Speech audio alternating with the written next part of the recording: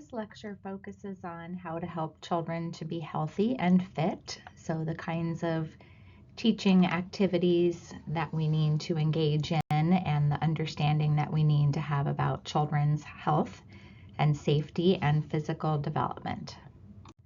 First up, let's talk about the areas of physical development that we're going to be focused on for this lecture. So we're going to be talking about health, safety, and nutrition. So we will cover a little bit of this at the beginning of the lecture, and then we'll wrap back around to it at the end of the lecture. We're also going to be talking about children's motor skills, their gross motor skills, and their fine motor skills. Another word for gross motor skills is large motor skills, and another word for fine motor skills is small motor skills. And then finally, we're going to be talking about children's perceptual motor skills, which relates to the 5 senses and to our motor movements and how those two things work together in tandem. So let's start with a little bit about health, safety, and nutrition. So in this section, we're going to be talking about the kinds of physical activity that children should be engaging in for their health.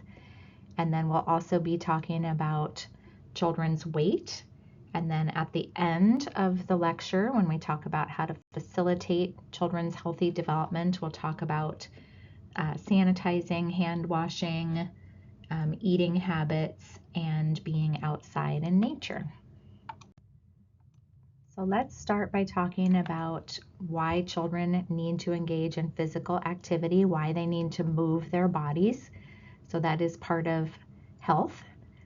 So when we think about health, part of that is to be healthy in all ways. And the wonderful part about engaging in physical activity is that children are able to be developmentally healthy in lots of different ways. So part of it is being physically healthy, but physical activity also leads to other kinds of health. So children have better academic performance. So when they get outside and move their bodies, it helps them to pay better attention and to have better memory skills, which allows them to do better academically. It helps children to build strong muscles and endurance so that they can run farther, not just run fast, but run farther, do things for longer, write for longer, because part of health is also our small motor skills. So using our fingers and our hands, not just the larger muscles in our body. It helps us to have good blood sugar levels and to have a healthy heart. It helps us to have strong bones. So when we eat right and when we exercise, particularly weight-bearing exercise, that helps with our bone strength. It helps our brains to be healthy and to work the way that they were meant to work. So when we go outside and when we do physical things, it makes us less likely to experience depression. We have better aerobic fitness. So again, our heart works better, our lungs work better, all of those internal kinds of systems. We are healthier over the balance of our lives. So not just as children, but as we grow and become adults, it can reduce chronic diseases like type 2 diabetes and obesity. So being overweight is not good for our health. So if we can help children to create physically healthy habits early on, it will serve them well later. And then that leads to the last point on the chart to the right about reducing body fat and having better regulated body weight. Unfortunately, we are not seeing all of those health benefits for children because they are not getting enough physical activity, which we'll see in the next couple of slides. But also because children are heavier than they should be. So we have many children in the United States who are either overweight or obese. So overweight is a certain amount over the weight you're supposed to be, and then obesity is more even than that. So it's an even higher number away from a healthy weight. So we want to hopefully assure that children are neither overweight nor obese. So but unfortunately that is not really the case for children in the United States. Many children are too heavy, and you can see from the chart on this slide that that has been a problem since the 80s. So in the 1970s, as a general rule, children were not very heavy. And as we've gone along across time, by the time we got to the early 2000s, we had a pretty substantial number of children who were overweight, and that has pretty much stayed even until now. Got a little worse during COVID, came back down a little bit, but it's pretty much been at the same level for a long time. So about 20% of teenagers are obese or overweight, about 18% of school-age children, and then about 15% of preschool-age children. So that is more than we would like to see, and is an indicator that children's health in the United States is not where it should be at. Breaking that data down just a little bit more, we can see that demographic groups are differentially affected. So it's not just 15% of all preschoolers. Certain preschoolers are more likely to be obese than are others. So the older the child, the more likely they are to be obese. So slightly less for preschoolers, then it increases a little bit in school age, and then by the time we get to adolescence, it's about 25%, which is a lot of kids. In terms of gender,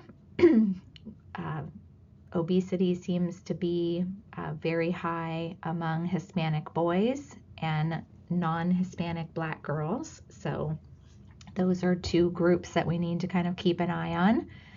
Also just Hispanic children in general and Black children. So when we look at Hispanic children and Black children, we have about 25%. When we look at those Hispanic or those Black girls and Hispanic boys, we've got about 30%. That the numbers drop down when we're talking about white kids and Asian kids, and then obesity is less likely but still higher than it should be. And income level is also a factor that can predict obesity rates. And the more poor children are, the more likely they are to be obese. And oftentimes that is access to high quality healthy foods rather than processed foods, which tend to be less expensive and easier to get in many low-income neighborhoods, which are often food deserts because they may not have grocery stores or the kinds of grocery stores that have healthy, fresh food in them. We talked about why physical activity is good, and this slide is kind of the opposite of that. Why obesity can be harmful to children. So we want children to be physically active and healthy, and when they aren't, we potentially have negative outcomes. So these are some negative outcomes that are specific to obesity in children. So children might be stigmatized, so they may be treated less kindly, they might be bullied, they might not feel good about themselves, they may have lower self-esteem. That in turn may make them less inclined to come to school. Young children could already be suffering from things that we might typically associate with adults and their health, so high cholesterol, high blood pressure, diabetes, bone and joint problems, breathing difficulties. These are really not things that children should experience, and even adults, really, we shouldn't be experiencing them, but sometimes we do. And then potentially even more concerning is that obesity in childhood is a fairly good predictor of obesity later on. So this is not something that usually gets solved or fixed. Kids don't really outgrow it. They honestly grow into it even more. And then obesity throughout the lifetime can lead to premature death and lifelong health problems. So definitely something we want to pay attention to and help get sorted out for kids. There are a lot of reasons why kids might be obese. This slide shows some of them. So it might be biology. Sometimes people are more genetically inclined to be heavier than are others. Sometimes people have a lower metabolism than someone else. So, It is important to know that there is a biological component, but there are a lot of environmental things that are also related to health and well-being and weight. So stress and depression can cause people to be more overweight or heavier. When we have a lot of cortisol, a stress hormone running around in our systems that impedes our ability to lose weight and may make us more likely to gain weight. Knowing about what's healthy, knowing about what foods are good that we should be eating. We'll talk about that more in the slides towards the end. Are you getting outside and running around? Are you eating at times when you shouldn't be eating and eating things that you shouldn't be eating? I talked briefly about living in a food desert where there just isn't access to good healthy food, or it's too expensive for the budget that you have, because again, unhealthy food tends to be cheaper and more accessible. Are schools serving good healthy foods, or are they contributing to the problem? There are cultural issues related to food. What kinds of foods are served, when it's appropriate to eat, all of those kinds of things. So it is a multifaceted systems issue. And so you can't really tackle obesity in children without tackling all of these things, like a multi-pronged approach that gets at the system's nature of the issue. You can't fix something by just tackling one system. You have to tackle all of the systems. The National Association for Sport and Physical Education has recommendations about what children should be doing every day and how much physical activity they should be engaging in. So I'm going to give you the preschool recommendations because that's kind of our middle age in this class. But in terms of preschoolers, NASPE recommends that preschool age children have 60 minutes of structured physical activity every day. So maybe something where an adult is leading them in a game, or where they are at school and are outside for 60 minutes. Preschoolers should also have 60 minutes and hopefully longer, hopefully up to a few hours a day, of unstructured physical activity every day, where they just get to run around and move their bodies and do what they want when they want, not necessarily at a particular structured time.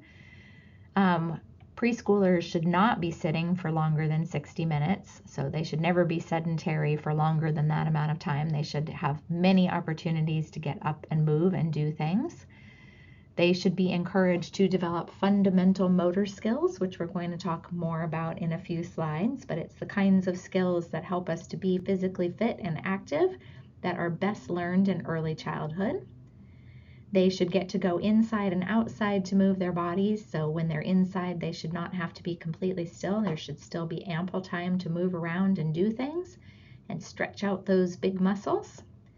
And that the caregivers and parents who are working with young children should know about physical activity and its importance, and these fundamental motor skills, and what physical development looks like in young children, so that they can make sure that they provide appropriate, age-relevant, meaningful opportunities for preschoolers to move their bodies in both structured and unstructured physical activity. So sadly enough, that's not really happening. So all those recommendations, there is some evidence to show that children are not engaging in the amount of physical activity that they should be engaging in. So you can see with these two studies, one, they found that children were only engaging in about half of the amount of physical activity that NASPE recommends. And another study showed that children spend about 90% of their day not doing anything, being sedentary, not moving, which is way too much time. And that when they were moving, they were only engaging in moderate to vigorous physical activity, MVPA, about 3% of the time. And though that 60 minutes of structured and 60 minutes of unstructured time are supposed to be moderate to vigorous physical activity. So not like walking down the hall, but running, jumping, swinging, climbing, like all the stuff where you're getting your heart racing and you're really getting your body kind of in, activity mode. Next up, we're going to talk about motor development, both gross motor and fine motor. So let's define what gross and fine motor development are. So gross motor development is sometimes referred to as large motor development because it focuses on the large muscles in our body and how those move and operate. So this would be muscles in your arms, not your wrists and your hands, but your arms, your torso or your trunk or the middle of your body, and then also your legs and your feet. So your toes are actually on the next piece, fine motor, but your feet are part of large motor. So it's big body movements. You can see the little chart to the right of the slide. So gross motor or large motor skills are standing, walking, running, throwing, sitting up, that's using your torso, rolling, also using your torso. So those are all the large motor movements. And then we have fine motor or small motor development because that uses the small muscles or the small movements of your body. So your wrists, your hands, your fingers, your toes, your lips, your tongue. So we can see that relates to things like stacking blocks, pictures, stringing beads, brushing your hair, moving things with your toes, like if you can pick up a pencil with your toes, those kinds of things. Speaking, being able to produce sounds, that's also related to small motor development. So one thing that's also important to know is that when children are developing their large and small motor or gross and fine motor skills, those tend to proceed from head to tail, and then trunk to extremities. So cephalocaudal, the word on this slide, means head to tail. So we have control over our head first, then our neck, then our torso, then our legs. So we hold up our heads and sit up before we walk or run because of cephalocaudal directionality in development. And then proximal distal is your trunk to your extremities. So we can have control over the center of our body before we can control our arms and our legs, and we control our arms and our legs before we control our hands and our feet. So development proceeds from cephalocaudal to proximal distal.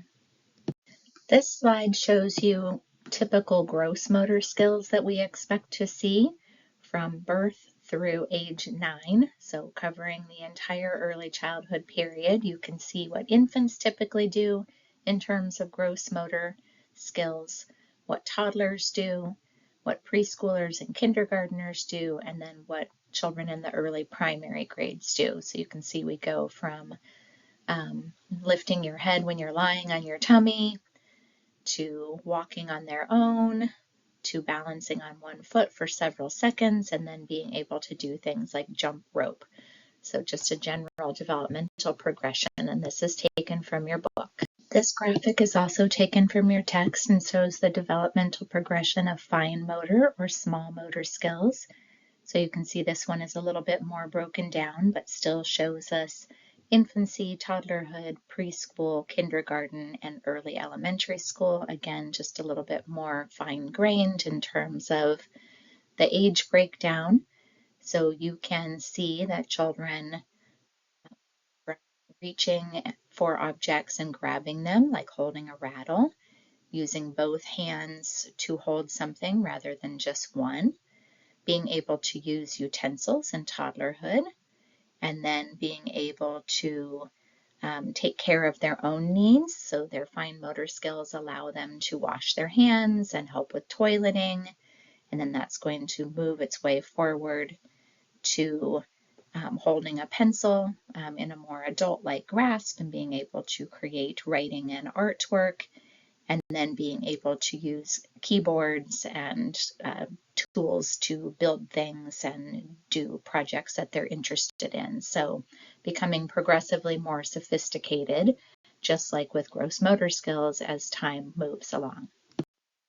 So the early childhood period is very important in that it is an ideal and critical time to build certain movement skills. So when we were talking earlier about how little time children have to play outside and run around and be involved in moderate to vigorous physical activity, there's lots of health reasons why this is important, as we discussed earlier, and in reducing obesity and those kinds of things. But it's also the time and the play opportunity where children are most likely to build these fundamental movement skills.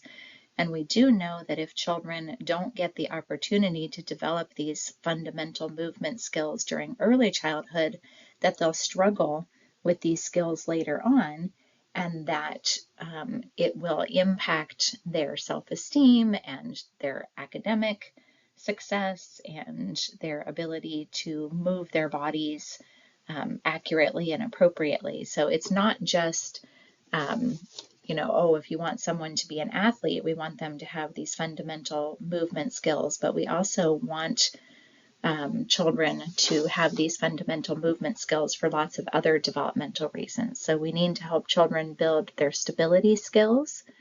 So being able to stand and do things kind of out from your center trunk. So extending your arms, stretching, bending, twisting. We don't want to fall over when we're doing all of these things.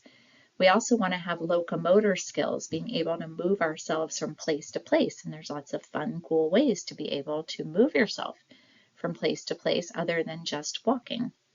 And then finally, manipulative. This is when we're bringing in objects. So generally it's balls, or being able to use rackets, but you're throwing balls, catching balls, pushing balls, dribbling balls, like all the different things that we do with objects. It could also be like archery and those kinds of things, but being able to use our gross motor skills in combination with manipulating things. So as you're providing opportunities for children to engage in these fundamental movement skills, it is important to think about what developmental milestones might be best achieved at certain ages so that you can plan and implement activities accordingly, offer children opportunities for fundamental movement skill development that best fits their developmental stage. So you can see that infants are in what's called the reflexive movement phase. So they are now being able to stop just being reflexive. So you suck on something just because it was put up next to your mouth, or you grasp something just because a rattle was handed to you. And now you can do voluntary movements. Oh, I see a rattle. I'm going to reach over and pick it up rather than just grasping my hand around it because it's placed in my palm. Toddlers, they are in the rudimentary movement phase, so they are getting more control over their bodies. So this is a good time to just offer them the opportunity to move and test out their new skills of walking and bending and squatting and reaching and all the good stuff that they've learned how to do in this phase. Then we've got our preschoolers and early elementary school age children, and this is where you should start offering the whole gamut of opportunities and activities, because children from preschool on, they are picking up skills rapidly. This is when kids learn to skip and hop and jump and balance and throw and kick and all the good things, and those get refined over that early childhood period, or that fundamental movement phase. And then once children get to about 7, they start to go into the specialized movement phase where they have much more coordination, they get better at sports, because it's not just kicking a ball, it's now, oh, I'd like to kick the ball over in this direction and I'd like to kick it really hard, and being able to have that more specialized movement ability. This slide and the next one are showing you how to facilitate gross motor development. This slide is focusing on ages birth through age 5. And the next slide focuses on children in the primary grades and facilitating gross motor development. These charts are taken from your textbook, and then not the next slide, but the slide after that, I'm going to give you some additional ideas for how to facilitate gross motor skills. And then after these 3 slides, we'll move on to focusing in on fine motor development. But right now, let's just focus in on gross motor. So again, this slide and the next are taken from your textbook. So you can see some ideas here for facilitating gross motor for children ages 0 to 5. So one is just providing lots of active outdoor play, so babies have the opportunity and younger children have the opportunity to just move their bodies, to make sure that you are inserting movement activities and opportunities into other activities, so even literacy activities, routines, transitions. Make sure that you're thinking about how you can insert movement into opportunities. Make sure that environments are safe so that children can explore freely, and just give as many opportunities for moving the body as possible. For our slightly older children, in terms of facilitating gross motor development, your book recommends thinking about how to make classrooms more movement friendly. So often, once children get to elementary school, they only get to move their bodies in the very short recess periods that they have. There's no opportunity to move their bodies in the classroom. So make space, give breaks, try and think about how you can facilitate movement in the traditional school subjects. So a lot of thinking about gross motor development in the primary grades is thinking about how to take better advantage of the school day.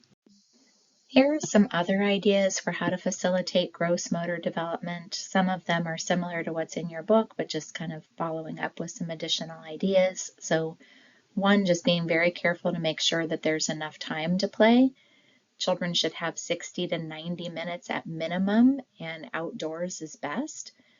Make sure that when children have access to that kind of movement play, that they get different kinds of opportunities. So things where they can climb and swing and crawl and run. So, when you think about like elementary school and just having a blacktop with a couple little climbers and a swing in one corner doesn't really give children very many opportunities. They should have opportunities to do a variety of things, and it should be appropriately challenging. We don't want equipment to be too hard for children to use independently, but we also don't want it to be too easy. We should both be supervising and interacting with children. A lot of times when adults are outside with children, they're just standing there, making sure they're safe, but not really playing and interacting with them. We should be using the same kinds of strategies that we did when children were inside, and facilitating their play and talking with them and being appropriately involved. This is particularly true, the next one, for older children, but don't think that youth sports can replace kind of unstructured time to move your body, because often in sports, children aren't even moving the whole time. They're standing around waiting for coaches or waiting for their turn. So really just want children to have opportunities to play freely, and then if you want to add sports in on top of that, okay. So that kind of gets at the next piece too. Like, we want to make sure that movement time is a balance of moving your body on your own, and then also doing things that are directed by adults. Like, let's see how far we can walk hopping on one foot, or let's see how long we can balance, right? So adults can engage children in activities that allow them to practice those fundamental motor movements, but we don't want that to be all of their time. We also want children to have opportunities to play independently and use those skills as well. We're going to talk about this more at the end of this lecture, but I did just want to note right here that playing outdoors is also recommended, because many children become afraid of the outdoors if they don't spend time in it. It's called biophobia, a fear of the outdoors. And at the end of this lecture, we're going to talk about time in nature and why that's so important. So we definitely don't want children to have a fear of the outdoors. Just to wrap up this slide, I would encourage you to watch the video on this slide that gives some ideas about how to encourage physical activity in preschoolers.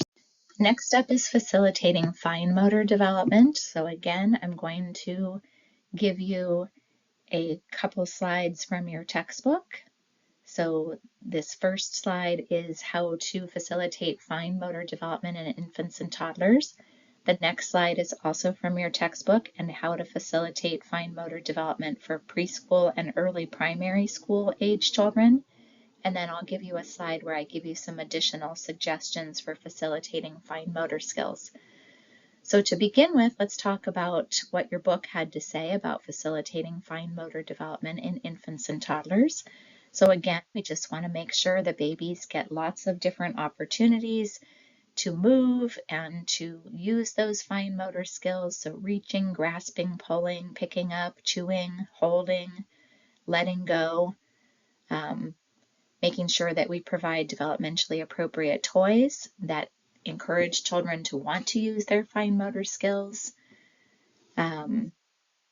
making sure that the materials are age appropriate. So, it's great to encourage children to try and pick things up, maybe with some tweezers, but for infants and toddlers, you want to get big chunky tweezers. That is a tongue twister.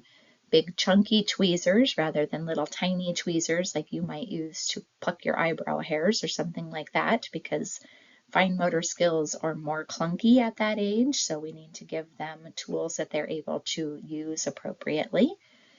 So that's kind of what we need to do for infants and toddlers. For preschool and primary age children, again, we want to make sure that we're giving appropriate materials, so thinking about what those fine motor skills are at that age and providing things that are more sophisticated and fine in terms of how you use them. Make sure that kids get lots of opportunities to practice their fine motor skills in open-ended activities. So yes, writing is a fine motor skill, but we don't want children to just be having to write all the time. Let them do fun things like put together Legos and pick up tiny objects and put them in containers, put puzzles together, like things where they're using their fine motor skills, but it's not so laborious and hard and tiring for their hands.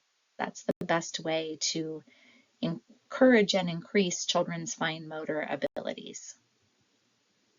Some additional suggestions. So again, lots of cool materials. If you go on to Pinterest or just online, you'll find a million fine motor activities for children that are super fun and engaging and interesting, that again are not just sitting and making children write.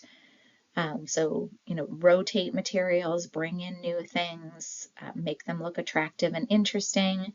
If children aren't sure how to use something, help them. So if you bring in tweezers or eyedroppers, which are great fine motor activity tools, children may need your help in knowing how to use those tools, and that's okay to show them and then let them use them independently. If children are having a hard time, think about what you can do to make it better. So I used to help in my son's kindergarten class, and a little boy really had a hard time cutting with scissors. So we made sure to give him stiffer paper that he could use to cut with, and then we also would hold the paper for him so that he only had to concentrate on holding the scissors, because it was a lot for him to both hold the scissors and the paper at the same time. If children are getting beyond the materials that you provided, challenge them. Think of new materials that require more sophisticated skills so that they can keep practicing and growing and developing. Encourage children to use both hands. So like with this little activity on the picture on the right, really to be able to do this, you'd have to hold a bead with one hand and then hold the little head with the other, or hold the pipe cleaners with the other. You wouldn't really be able to get the bead on if you weren't holding the pipe cleaner or the head, because you have to have control over both of those sides of the object. And when children are able to use both hands together, it actually is both a sign of neurologic development, so being neurologically healthy, but it's also a good way to develop neurologically. So we really want children to use both hands when they're doing things, if possible. And then, think about all the different ways, again, like where can you shove fine motor activities in? So not just during free choice time and fun activities, but also during daily routines. So having children pour juice from small pitchers and being responsible for tying their shoes and putting on their own coats or doing zippers or buttoning buttons. Those are all great ways to practice fine motor skills. So next up, we're going to talk about something called perceptual motor skills. So I'm going to give you a better definition on the next page, but I just want to start by saying that perceptual motor is really just combining two kinds of skills. So it's combining motor skills, which we've already talked about, so gross and fine motor skills, with your perceptions or your senses. So perceptual motor skills are how do our senses, so taste, touch, hearing, sight, smell, how do they correlate or correspond with or work with our motor skills? That's what perceptual motor skills are. As I noted on the previous slide, perceptual motor skills are skills that we use in life that combine sensory information with motor skills abilities. So examples of these are spatial awareness. So having a sense of where our body is in space as we're moving it. So as I'm coming around a corner, I need to not just move my body where the corner is, know how big I am in relationship to the corner. So I need to use my visual skills to be able to move myself in appropriate ways to things. Temporal awareness, so having an understanding of sort of where I am sort of in time and space, right? So thinking, having a sense for this is the morning time or this is the evening time, like what do I need to be doing at particular times and in a time dimensional kind of way. Directional awareness, knowing where I am directionally. So like if you're at the bottom of the pool, you want to know you're at the bottom of the pool and not at the top. That will help you to know where to swim when you need to get back to the surface. Directional awareness is also related to like putting letters or words on a page, knowing if something is backwards or if it's in the right directionality. Auditory awareness, being able to use what I hear to be able to understand sort of where I am, to be able to hear and locationality and those kinds. Let's talk about some things that infants and toddlers can do related to perceptual motor development. So infants and toddlers actually are the kings and queens of perceptual motor development because most of their learning takes place through their senses and through their body movements. So this is both the high time of perceptual motor use and the beginnings of perceptual motor development skills that we're going to use throughout our lifetimes. So this is what I was just saying, babies and toddlers learn through movement and they also explore and learn using all of their senses. And particularly for babies, they're really into touch and taste, which is why they want to touch everything with their hands and they want to put everything in their mouths. They can manipulate tools. They can use spoons and cups to scoop and dump and fill and all the good stuff that they do. They're starting to kind of have a general sense of how much of things there is in the world, so they can look and see, ooh, that's a lot of something, or that's not very much of something. So it's quantity, but not counting quantity, like being able to look at something and see how much or how little there is of something. They can manipulate objects with purpose, so using objects to do things that they would like to do, like stacking or lining things up, which is using all of the sensory motor skills, knowing how things fit together in space and time. And they're very interested in imitating other people. So they see other people do to inform their own motor movements. Next up is our preschoolers, kindergartners, and early school age children. So again, still really enjoy sensory motor activities. So sensory motor activities are perceptual motor activities. They are using the senses and the motor skills in activities that are a good way to both learn and explore the senses and motor opportunities. So children in preschool and kindergarten, they have very good sensory skills. Everything is fully online. They can see, smell, touch, taste, and hear pretty much like an adult. They don't always have the cognitive strategies, though, to make sense of the information coming in. So the information is coming in an adult-like way, but it doesn't mean that they quite know what to do with it all, or that they have the language to describe the things that they are doing and seeing, but that will come. They're getting much better at being able to see patterns in the world around them and to discriminate amongst different things. So being able to see how big things are and how small they are and how tall they are and how wide they are and all of that stuff, which is why they can do fun activities like the one in the picture to the left, where they have to move their body between chairs and underneath objects, kind of knowing where they are in time and space and knowing how much they fit in the area that they're going through.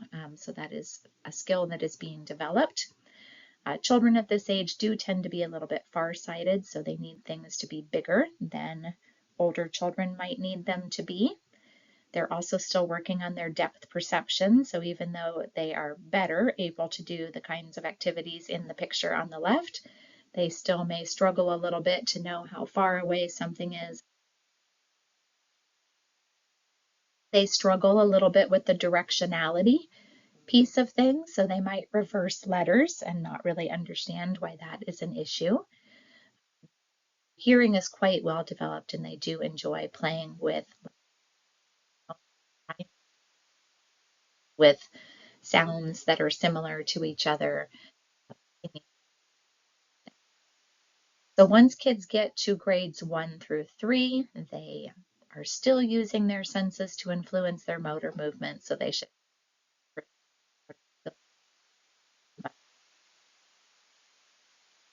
coordinate all of those things, coordinate all of their motor skills with all of that sensory information coming in, so that,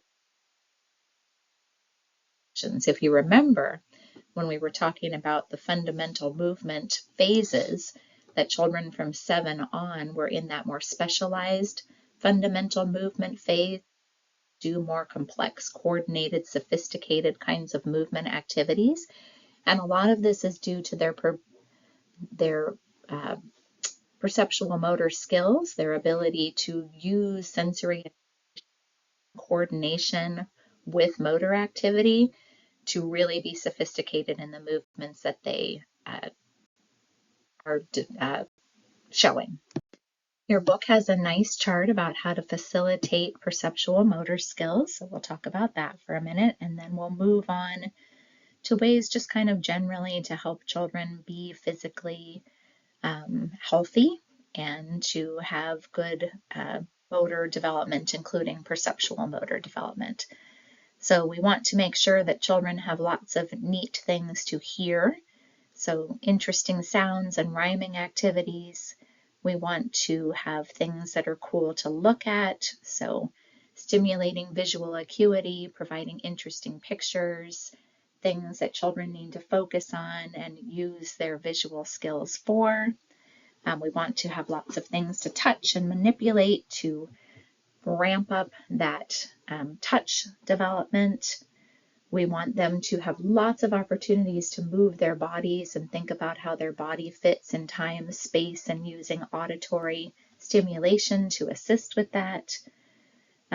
Giving children experiences that ask them to move their bodies, ask them to do things with sensory materials. So just really thinking about providing lots of activities and materials that make us use our gross motor skills, our fine motor skills, and our senses, and then those also provide opportunities for us to have to use all of those things together.